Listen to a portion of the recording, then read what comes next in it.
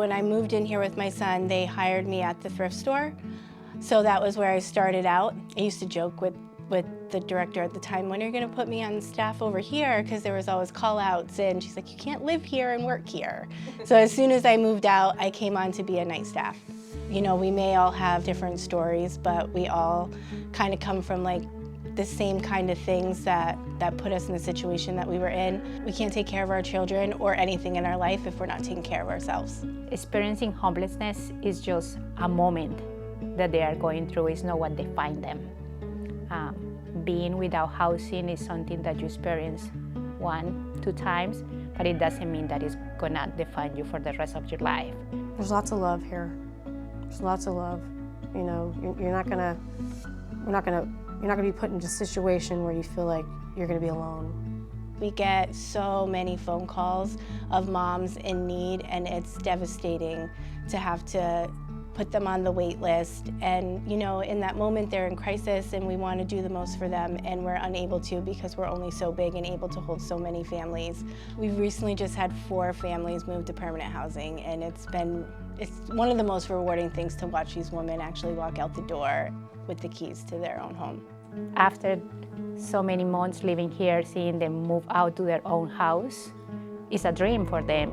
And being part of that dream, I feel that I'm the lucky one to be able to be there for that moment with them. I was homeless myself 28 years ago, so I used that experience, I hope, to inspire people that this doesn't have to be your life. I was, going through a real tough time at the time, and it was my girlfriend's first time being homeless, so we just didn't know what we were going to do at the time. So to be able to come in, get through, and then come back and stay and work here, which is something I didn't think was going to happen at all, so that was really cool.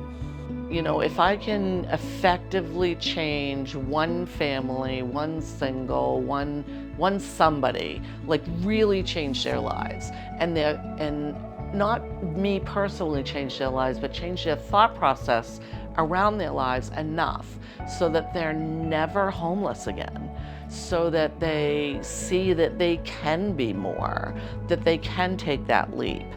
I've seen people along my life that have struggled with different circumstances.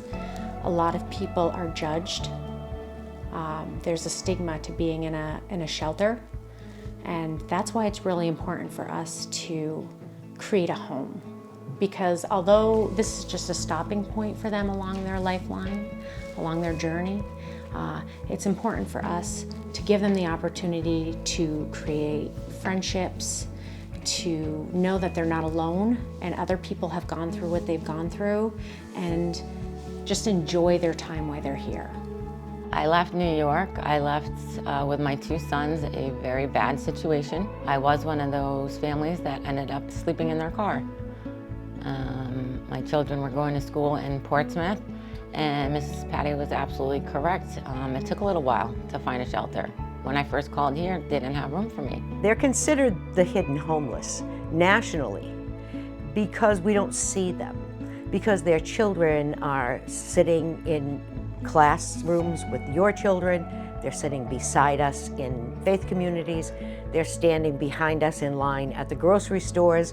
We don't see family homelessness. You know, the people walking down the street, you think they're going for a family walk, but they're not. We're just running in circles because we don't know what else to do with ourselves. We went to the beach all the time because we had nowhere else to go. That's just the reality of it.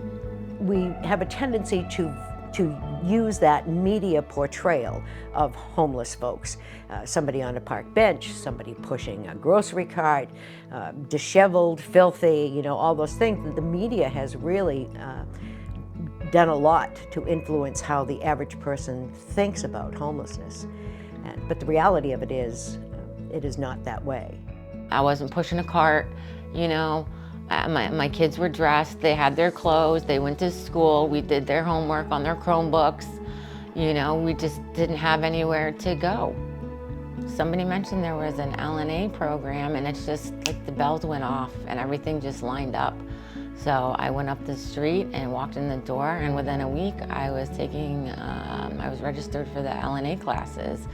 I graduated top of my class, and then immediately started working. Nobody should be sleeping in their vehicle. Children shouldn't be sleeping, under a bridge abutment or out by the highway, or they need to get up, they need to know that they're going to have food to eat, and they're going to have clean clothes to put on, and they're going to go back into the world.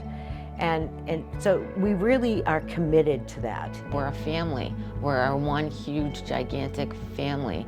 And I'm so, so grateful that I got to be a part of this program and this process, because I am the person I always wanted to be.